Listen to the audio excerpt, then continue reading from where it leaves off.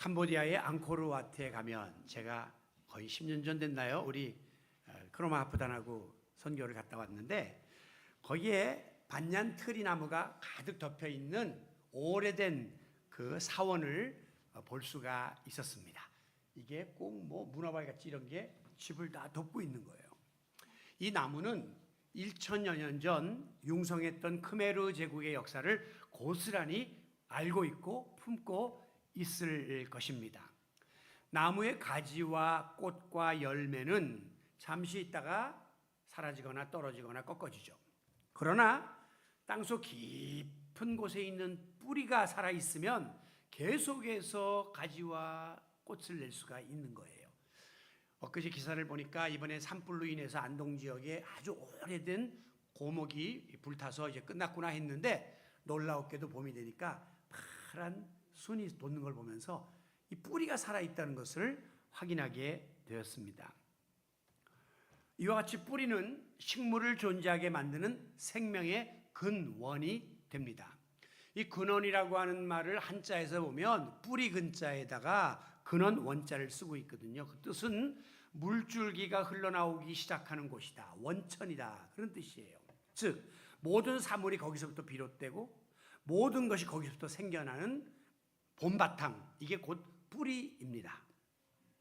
오늘 본문 1절에 보면 하나님께서 아브라함에게 이르시되 너는 너의 고향과 친척과 아비의 집을 떠나 내가 내게 보여줄 땅으로 가라 라고 명령하신 다음에 2절 내가 너로 큰 민족을 이루고 내게 복을 주어 내 이름을 창대하게 하리니 너는 복이 될지라 그랬어요. 여기 복이 될지라 하는 이 말씀을 과거의 개역 성경에 보면 복의 근원이 될지라, 복의 뿌리가 되라 그렇게 말씀을 했습니다. 이어서 3절에서는 너를 축복하는 자에게는 내가 복을 내리고 너를 저주하는 자에게는 내가 저주하리니 땅의 모든 족속이 너로 말미암아 복을 얻을 것이니라. 너로 인하여 너 때문에 땅의 모든 족속이 복을 받는 복의 뿌리가 되도록 만들어주겠다라고 약속하셨습니다. 그 이후로 이제 17장으로 넘어가 보면, 자, 오늘 제가 이제 아브람이라는 말과 아브라함이라는 말을 섞었을 터인데, 원래 아브라함의 본명은 아브람이에요. 부모님이 지어준 이름은 아브람인데 그 뜻은 존귀한 아버지다 그런 뜻이에요. 그런데 이제 나중에 99세에 하나님께서 아브라함에게 너는 모든 민족의 조상이 될 것이다 그러면서 아브라함이라고 하는 이름을 붙여줬어요. 그 뜻은 뭐냐면 여러 민족의 조상이다, 아버지다 라고 하는 뜻이에요. 그러니까 오늘 제가 쭉 창세기를 읽으면서 때로는 아브라함 혹은 그 다음에 이름이 변경된 아브라함 이게 이제 나올 텐데 그냥 섞어서 하더라도 그이구나 그렇게 여러분들이 이해하시면 되겠습니다. 자, 아브라함은 이 99세에 하나님께로부터 아브라함이라는 이름을 받고 모든 민족의 아버지가 될 것이다 라는 약속을 얻었어요. 그 결과 이 아브라함은 복의 뿌리가 되어가지고 거기서부터 수많은 후손들이 이제 그를 통해서 용성하게 일어나고 또 거기서 열매를 맺고 복을 받는 그런 복의 근원이 되고 복의 원천이 되었던 것입니다. 갈라디아서 3장 9절에 보면 믿음으로 말미암는 자는 믿음이 있는 아브라함과 함께 복을 받으리니 라는 말씀이 있어요. 그러면 그 아브라함과 우리가 무슨 상관이 있느냐? 우리도 오늘 믿음을 지니고 있다면 아브라함이 지녔던 같은 믿음을 지녔기 때문에 아브라함과 더불어 그가 받았던 복을 우리도 받아 누릴 수 있음을 믿으시기 바랍니다. 이게 바로 우리의 신앙이에요. 우리가 왜 이거 옛날 이야기, 유대나라 이야기들을 지금 있습니까? 그것은 지금 시대와 동떨어진 이야기들이 아니라 여기 나오는 모든 역사를 꿰뚫고 있는 믿음의 공통분모를 우리가 갖게 되면 어제나 오늘이나 내일이나 동일하신 하나님의 역사가 아브라함에게 임했듯이 오늘 우리에게도 동일하게 임하게 될 줄로 믿습니다. 복의 근원이다 하는 말 속에는 이중적인 뜻이 있어요. 첫째는 당사자가 복을 받게 된다는 뜻이고 그래야 뭐 그 위에 뭘 세우든지 할 거 아니에요. 두 번째는 받은 복을 다른 사람에게 나누고 베풀 수 있다라고 하는 두 가지의 이중적 뜻이 복의 근원이 된다 하는 말 속에 있어요. 나도 복 받고 남도 복 받게 하는. 그래서 복을 이어받는 전승과 복을 이어주는 전수 이 두 가지가 동일하게 적용되는 거예요. 오늘 이 어버이 주일을 맞으면서 우리 부모 세대가 영육간의 하나님의 복을 받아 누림은 물론이거니와 같은 값이면 이 복이 자녀 세대에게까지 지속적으로 전해질 수 있는 그런 축복의 통로가 되었으면 좋겠다 하는 소원을 품고 지난 주일날은 제가 계속 이어가야 합니다라는 설교를 어린이 주일에 드렸는데 오늘은 계속 전해주어야 합니다라는 제목으로 말씀을 나누려고 합니다. 자, 그렇다면 우리가 이 아브라함처럼 축복의 통로가 되려면 우리 자녀들에게 무엇을 전수해주고 무엇을 전해줘야 할 것인가 몇 가지를 한번 생각해 보려고 하는데요. 먼저는 절대 믿음과 순종의 삶을 우리 후손들에게 물려줘야 합니다. 하나님이 아브라함을 이 축복의 통로로 삼으신 이유가 뭐냐? 한 가지만 이야기하려면 그 이유는 아브라함에게는 하나님의 말씀에 대한 절대 믿음과 믿음대로 순종하는 삶이 있었기 때문이에요. 1절 말씀에 보면 너는 너의 고향 친척 아버지의 집을 떠나 내게 보여줄 땅으로 가라 라고 하나님이 명령했거든요. 그랬는데 뒤에 이어지는 4절에 보면 아브라함이 여호와의 말씀을 따라 갔다라고 기록하고 있습니다. 1절과 4절 사이에는 사실 많은 사연이 있었겠죠. 아브라함이 금방은 안 갔을 거예요. 고민했을 것이고 부인하고 의논도 했을 것이고 또 약간 의심하고 주저했을 수도 있지만 결론은 가라 하니 갔다는 거예요. 이게 아브라함이 얼마나 하나님 말씀에 순종하는 자세를 가졌는가를 보여주는 부분입니다. 그 후에 여러분이 아는 것처럼 100세가 되어 아들을 얻을 것이다 라고 하나님이 황당한 말씀을 하셨잖아요. 그때도 아멘 하고 믿고 100세 하나님이 주실 줄로 그는 그 시간을 기다렸습니다. 그런가 하면 100세 얻은 아들 독자 이삭을 이번에는 제물로 바치라 하시잖아요. 그럼에도 불구하고 이게 말도 안 되는 말씀이지만 절대 믿음을 가지고 하나님이 책임지겠지라고 칼을 들어 이삭을 잡으려고 할 만큼 순종에 옮겼던 거예요. 그러니까 아브라함은 믿음의 조상이라는 말을 들을 수밖에 없는 거죠. 이렇게 순종하는 사람이 어디 있습니까? 절대적 믿음과 순종을 가졌던 아브라함을 우리는 본받아야 하는 것입니다. 그렇습니다. 사무엘상 15장에 보면 순종이 제사보다 낫다 그런 말을 해요. 우리가 생각할 때는 하나님께 제사 드리는 일이 최고 아니냐 생각하지만 하나님은 차라리 제사 안 드려 좋으니까 순종해라 그렇게 말하죠. 오늘로 말하면 부모님이 자식한테 순종이 용돈 많이 가져오는 것보다 낫다 그 말이에요. 물론 용돈 많이 갖다 주면 좋지만 차라리 그것보다는 내 말 잘 듣는 게 더 나는 기쁘다. 그런 뜻을 하나님은 가지고 계시는 것입니다. 순종은 뭐예요? 말씀에 대한 전적인 믿음이 없으면 절대 불가능한 게 순종입니다.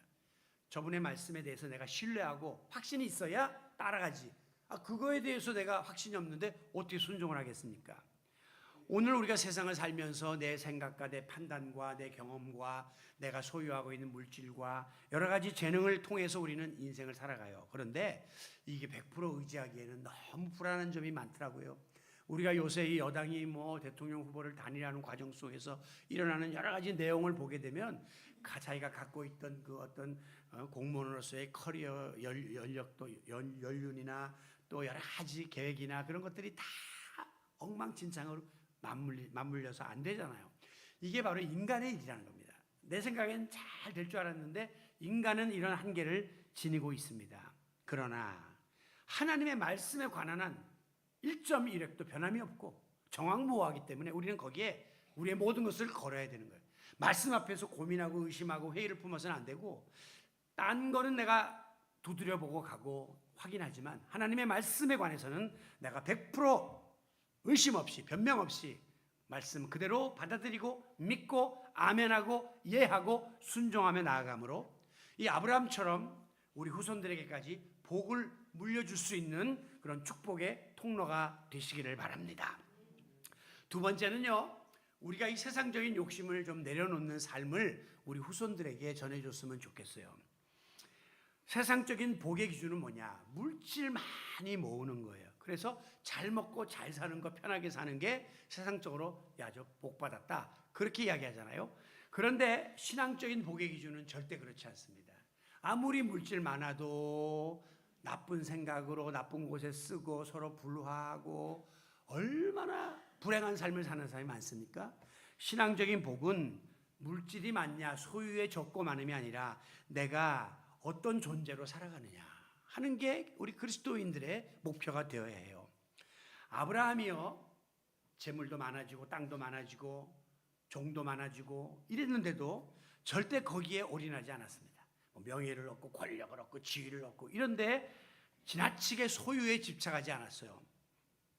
보세요. 아브라함이 갈대아 고향 우르를 떠날 때에 나이가 75세였더라. 오늘 성경이 말해요. 75세면 아무리 그때가 장수의 시대라 해도 거의 이제 접고 정착해야 될 시대지 새로 시작할 때가 아니란 말이에요. 그런 아브라함이가 고향을 떠나 친척을 떠나 하던 모든 일을 떠나 이거는 절대 쉬운 일이 아니었습니다. 그런데도 고향을 버리고 떠나라 하는 하나님의 말씀을 의지하고, 고향은 뭐예요? 자기가 평생 동안 쌓아놓은 것이 다 있는 곳이에요. 아무리 아브라함이 낙타나 양이나 챙겨갔다 그러지만 집은 못 갖고 갔을 것이고 옮길 수 없는 그 많은 그런 하나의 물질이 있었는데 아브라함은 그것을 뒤로하고 과감하게 욕심을 내려놓고 팔레스타인 땅, 지금의 팔레스타인 가나안 땅에 도착했습니다. 그런데 딱 가보니까요, 눈앞에 펼쳐지는 상황이 살벌하고 아주 척박했던 거예요. 여러분 팔레스타인 지역 가보세요. 이스라엘 거기 중동 손 돌산입니다. 그래서 성경에 보면 내가 눈을 들어 산을 보니 도면, 눈 뜨면 산이야 산. 그래서 만세 반석 돌 이야기가 나오는 거예요. 왜? 그 나라 사람들은 눈 뜨면 돌하고 사막밖에 못 보니까. 그러니까 자기가 살던 갈대아 우르에 비하면 훨씬 메마르고 모자란 거죠. 그러니까 실망할 수밖에 없었습니다. 설상가상으로 기근이 그 땅에 덮쳐오니까 가족들이 먹을 것이 없어가지고 할 수 없이 이웃 나라 애굽으로 식량을 구하러 갔다가 부인 사라 빼앗길 뻔했잖아요. 왕한테. 그런 고초를 당하게 됐습니다. 그 후에 다시 가나안으로 돌아와서 조금 안정되고 먹을만한데 이번에는 나중에 자세히 이야기하겠지만 조카 롯과 재산 분쟁이 나가지고 또 여러 가지 어려움을 경험하는데 거기서도 아브라함은 다 내려놔요. 다 양보해요. 정말 우리 인간의 마음속에 욕심이라는 욕망이라는 본능이 있는데 이거를 아브라함이 다스린 거죠. 통제한 거예요. 그리고 마음을 비운 모습을 가지고 있었다는 것입니다. 그건 약과입니다. 조금 더 지나니까 하나님이 너에게 아들을 주겠다라고 했거든요. 아브라함은 잔뜩 기대하고 아들을 기다렸는데 20년이 지나도록 아무 소식이 안 보이는 거죠. 그러니까 나이 90 넘어서는 아이고 아들이고 뭐고 자식에 대한 기대를 접어버린 거예요. 게다가 가나안 땅을 둘러싸고 있는 변방의 이방 족속들이 많았는데 수시로 공격을 또 해오니까 전쟁을 또 계속 해야 되는 거예요. 그러니까 아브라함은 좋은 땅이라고 하나님이 가나안으로 가서 갔는데 가보니까 먹을 게 풍요한 것도 아니고 안전한 것도 아니고 모든 게 부족하고 위태로운 지경에 처하게 되었습니다. 자, 보통 사람 같으면 이 정도 되면 어떻게 됩니까? 낙심하죠. 실망하죠. 원망하죠. 포기하죠. 분명히 하나님이 너로 인하여 큰 민족을 이룬다 했는데 나이 90대 들어 아들 하나 없는데 어떻게 민족을 이룹니까? 또 내게 복을 주어 이름을 창대하게 한다 그랬는데 복을 받기는커녕 지금 있던 복도 다 날려먹고 다 손해를 보는데 이거는 실망할 수밖에 없었어요. 그런데 아브라함이 그런 자리에 빠지지 않았던 것은 그의 삶의 목표는 소유가 아니에요. 소유가 존재에 있었다는 거예요. 내가 얼마나 세상에서 많이 먹고 잘 살고 이런 여기가 아니라 내가 하나님 앞에서 어떤 존재로 사느냐, 거기에 항상 고민했기 때문에 좀 마이너스가 돼도 거기에 대해서 연연하지 않는 세상 욕심을 내려놓은 삶을 살 수 있었던 겁니다. 우리 가운데는 예수 믿으면 복 받아가지고 복덩어리가 하루아침에 떨어져서 그냥 크게 출세하는 줄로 착각하는 분들이 있는데 그걸 우리가 기복신앙이라고 하죠. 복을 구하는 신앙. 이것은 바른 자세가 아닙니다. 그런 사람들은요, 예수 믿고 지내다가 갑자기 애가 대학 입시에 떨어지면 교회 안 나와요. 아파트 당첨해서 떨어지면 교회 안 나와요. 병 걸리면 안 나와요.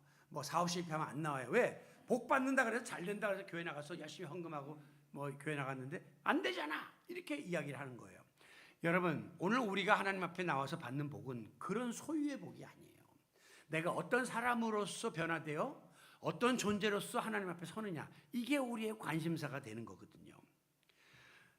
그러므로 하나님 앞에 내가 이만큼 했으니 하나님도 나에게 이렇게 해주세요 라고 말하는 대가성 복을 바라는 것은 아주 어리석은 행위라고 말할 수가 있습니다. 여러분, 눈에 보이는 육적인 물질적인 소유의 복은요, 순간 들어왔다 나가는 것이고 순간 좋지 나중에 우리에게 그것이 큰 화를 당하게 한다는 사실을 아시고 거기에 너무 집착해서 욕망의 노예가 되지 마시기를 바랍니다. 우리 믿는 사람들이 믿는다고 하면서도 여전히 너무 세상적인 데 집착하는 것은 올바른 신앙인의 자세가 아니기 때문이에요. 내가 하나님 앞에서 어떤 마음을 품고 어떤 변화된 존재로 살 것인가, 여기에 대해서 고민하는 부모를 자식들은 존경합니다. 그리고 그들을 닮기 원할 것이에요. 그러므로 오늘 우리는 영적이고 신앙적인 복에 더 많은 관심을 가지고 노력함으로 장차 나를 통해서 우리 후손들이 복을 받도록 복을 전수해 줄 수 있는 축복의 통로의 역할을 감당하실 수 있기를 원합니다. 비슷한 맥락으로 하나 더 우리가 어떤 삶을 살아야 될까? 다른 사람을 위하는 삶을 살아야 돼요. 마음을 내려놓는 것 그 다음으로 다른 사람을 위하는 좀 적극적인 삶을 우리가 살아야 합니다.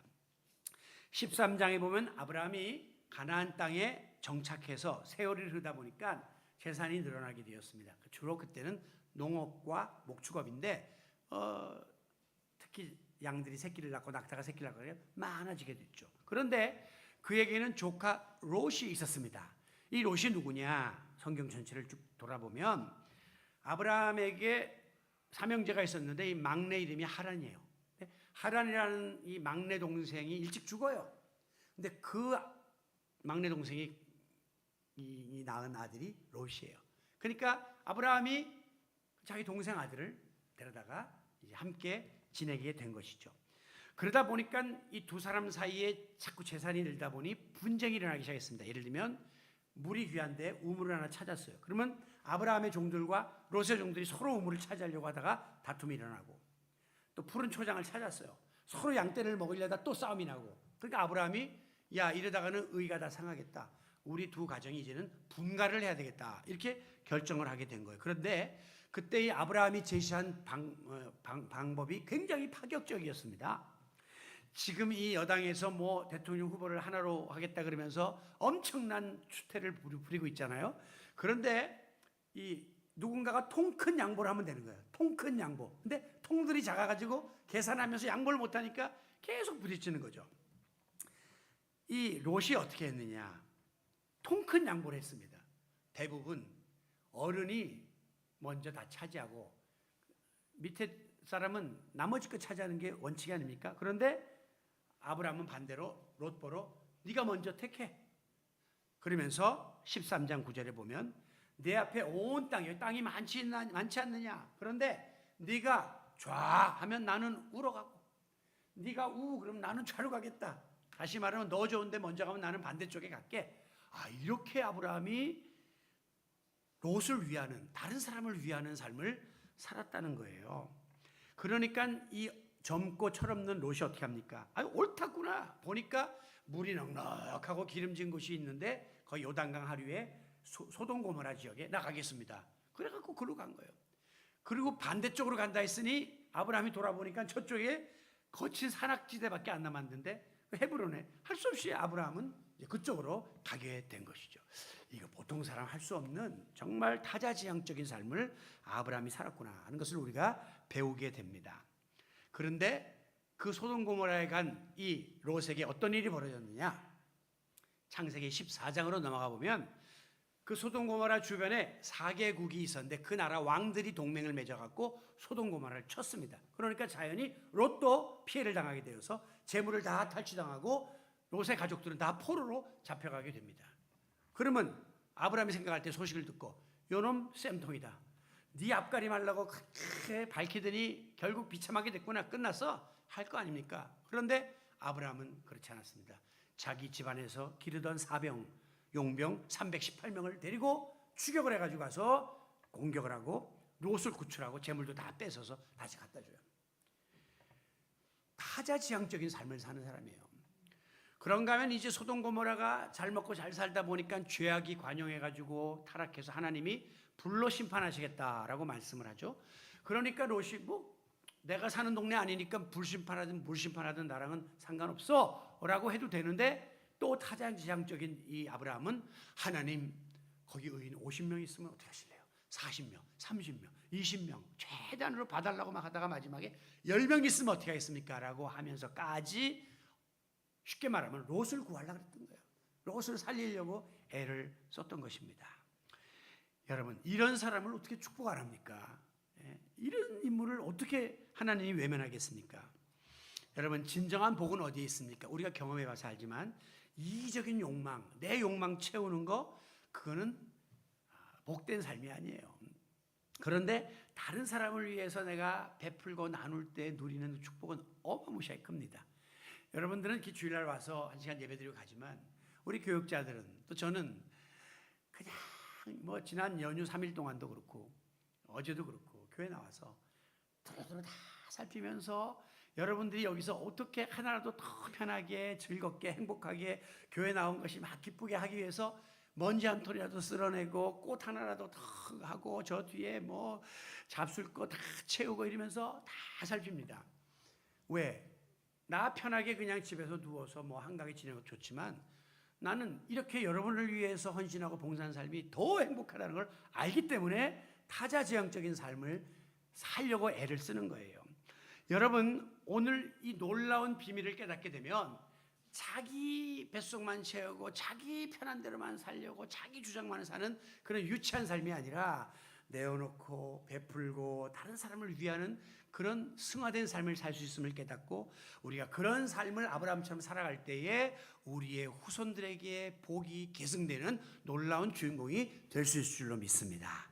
자, 이제는 하나님과의 관계 속에서 아브라함은요, 하나님께 예배하는 삶을 자손들에게 전수시켜 주었습니다. 아브라함은 어떤 상황에서도 무조건 제단 쌓고 예배하는 거예요. 6절에 보면 가나안 땅을 지나 세겜 땅 모래 상수리 나무에 이르러 그는 하나님께서 내가 이 땅을 주리라 하신 약속을 붙잡고 그곳에서 제단을 쌓았다. 7절에 기록하고 있습니다. 그런가 하면 8절에 보면 거기서 베델 동쪽으로 산으로 옮겨 장막을 친 후 역시 거기서도 여호와께 제단을 쌓고 여호와 이름을 부르더니, 아브라함은 가는 곳마다 제단 쌓고 하나님의 이름을 부르고, 오늘로 말하면 예배 드린 거죠. 가는 곳마다 예배 드리는 거예요.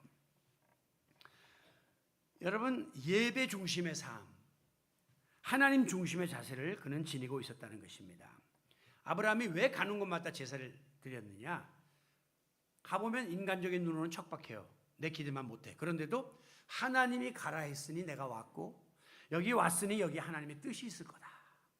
여기에 순종할 수 있도록 나에게 힘 주세요 라고 하나님께 기도하는 거예요. 여기에 나를 보내셨으니 이곳에서 내가 해야 할 일이 무엇인지 알려주세요. 또 기도하는 거예요. 그러니까 계속해서 그의 삶은 예배로 점철된 거죠. 여러분, 예배는 그렇기 때문에 삶으로 드려야 합니다.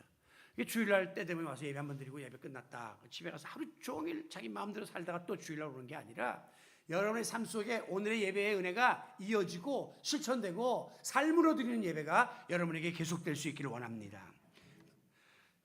바로 아브라함에게 예배는 자기의 신앙 고백이었어요. 나를 여기까지 인도해 주신 하나님 감사, 앞으로도 책임져 주실 줄 믿고 감사, 지금 상황은 앞이 어둡지만 하나님의 뜻이 있는 줄로 믿고 또 예배해 감사.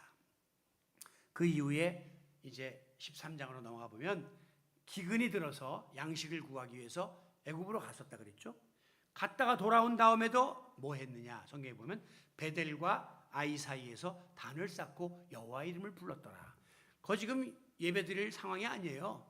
먹을 거 없어서 남의 나라 가서 온갖 고초당하다가 와서 무슨 예배를 드립니까? 하나님께 대들어야죠. 그런데 아브라함은 그것도 감사, 또 예배를 드리는 거예요.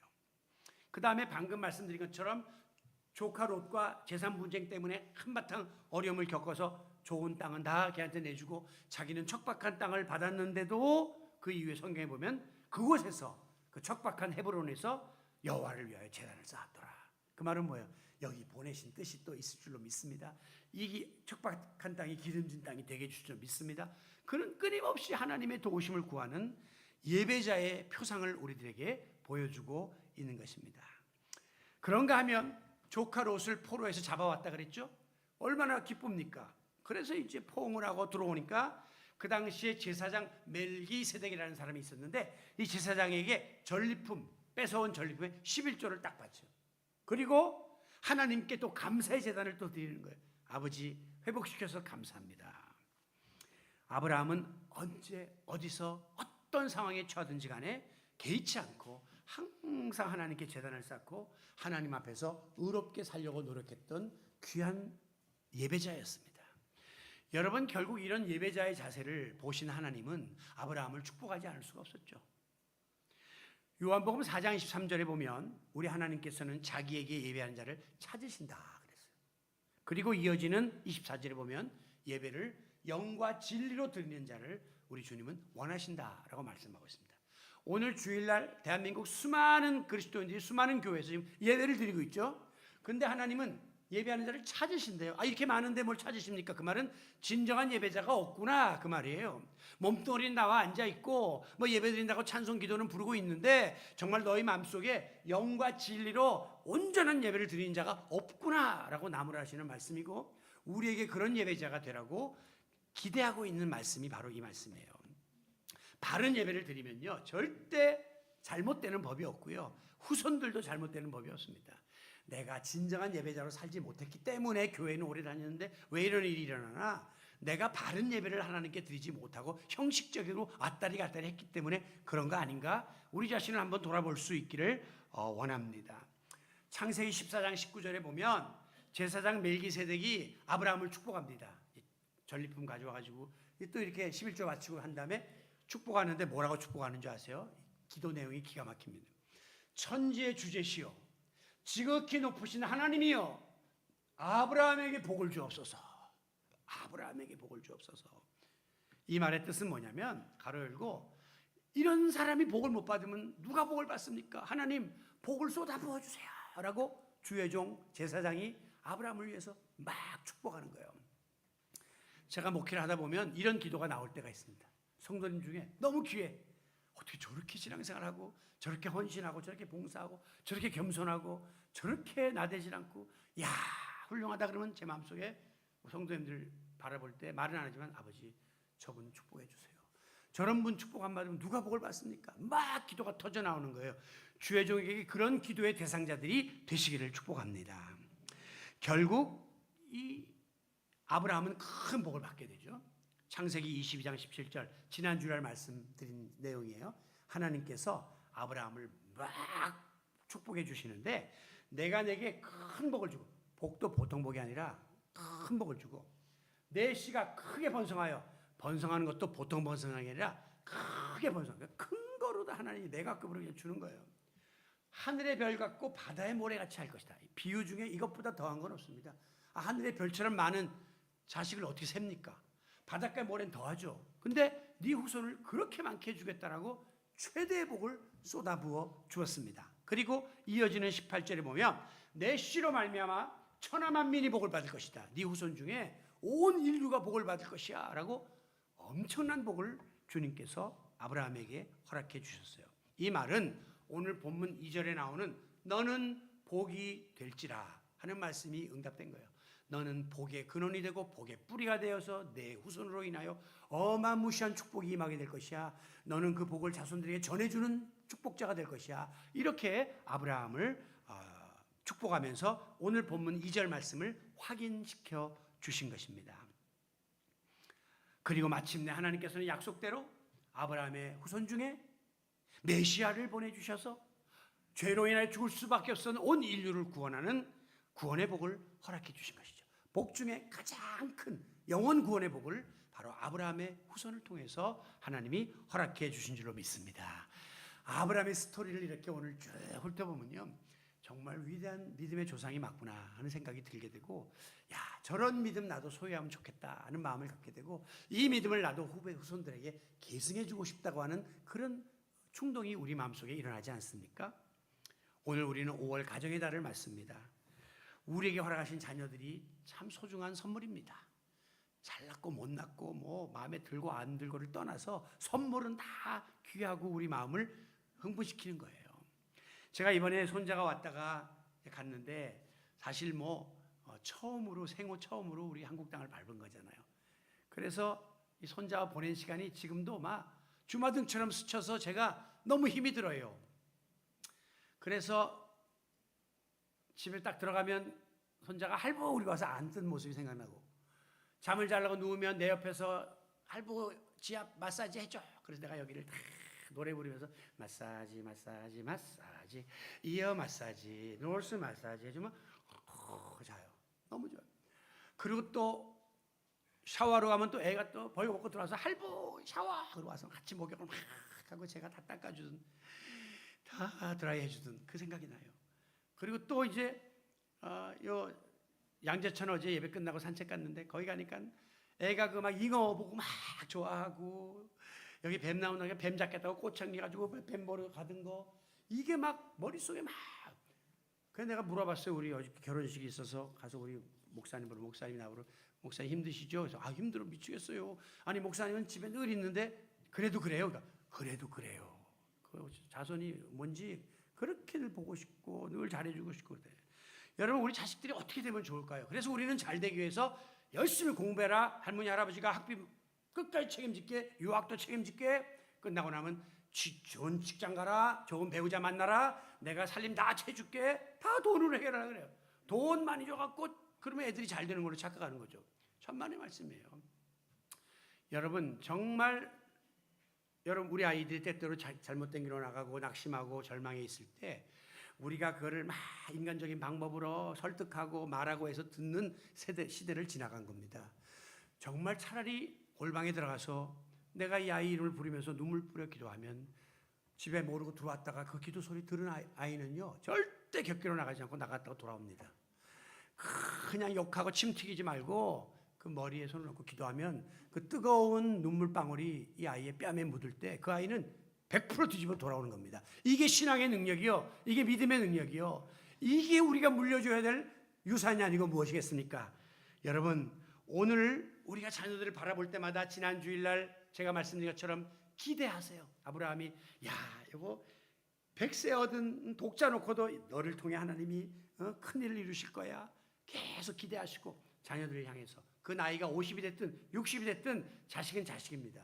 그러니까 끊임없이 기대하시고 하나님께 기도하시기 바랍니다. 뿐만 아니라 더 중요한 것은 내가 이런 삶과 신앙에 솔선수범하는 모습을 보여야 해요. 지금이라도 우리는 보여야 해요. 그래서 우리 부모님 달랐다, 정말 저렇게 절대 믿음, 절대 순종의 삶을 살아가지고 하나님 말씀대로 살려고 눈물 뿌렸던 그 삶을 아이들은 기억할 것입니다. 때만 되면 만사를 제쳐놓고 교회를 달려나가고 집에도 없는데 바리바리 싸가지고 막 사람들 먹이겠다고 나가서 교회에서 나누고 목장 모임에 나눈다고 막 갖다 주고, 어려운 사람 생기면 몰래 가서 금일봉 주고 오고, 그러던 나눔의 삶, 남을 위하는 삶, 그러던 그 베푸는 삶, 욕심을 내려놓는 삶을 아이들이 더 존경하고 따르지, 내 뱃속 챙기고 다 관계 끊고 교만하게 살고 다른 사람을 모른 체하고 했던 삶을 기억하겠습니까? 오늘 우리는 아브라함처럼 절대 믿음과 순종해서 하나님에 관한 한 나는 내 믿음 지킨다, 그 믿음이 지금 아이들이 볼 때는 엄마 왜 이래, 아버지 왜 이래 하지만 속으로는 존경하는 거예요. 저런 믿음이 있구나. 그 자리로 나오게 되는 겁니다.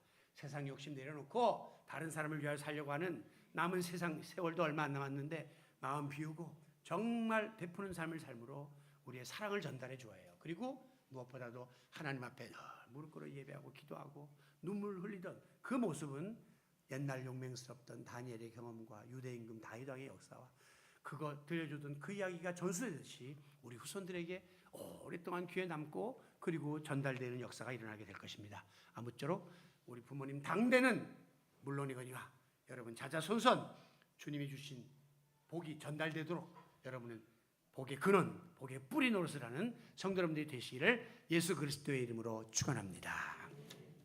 아버지 하나님, 하나님께서 우리에게 가정을 주시고 자녀를 주시고 부모님을 주셨습니다. 그러나 우리들의 모습을 들여다보면 내가 자녀 노릇도 못해왔고 부모 노릇도 못하는 것 같고 가정도 바로 지키지 못하는 것 같아서 늘 부끄러울 뿐입니다. 오늘 어버이 주일을 맞아서 우리가 무엇을 자식들에게 전수해 줄까 아브라함의 케이스를 통하여 말씀을 나누었습니다. 주님, 바른 신앙, 바른 삶을 실천하고 그것을 아이들에게 물려줄 수 있는 존경받는 부모들이 되게 하여 주시옵소서. 예수님의 이름으로 기도하옵나이다. 아멘.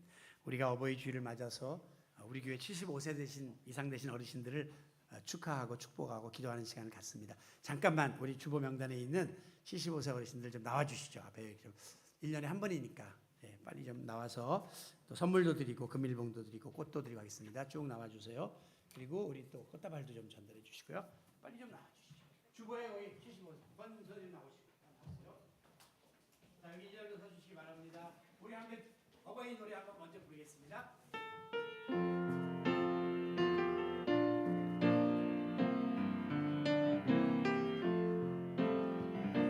나 실제 괴로움 더 잊으시고 길을 죄에 봐 나스로 애쓰는 마음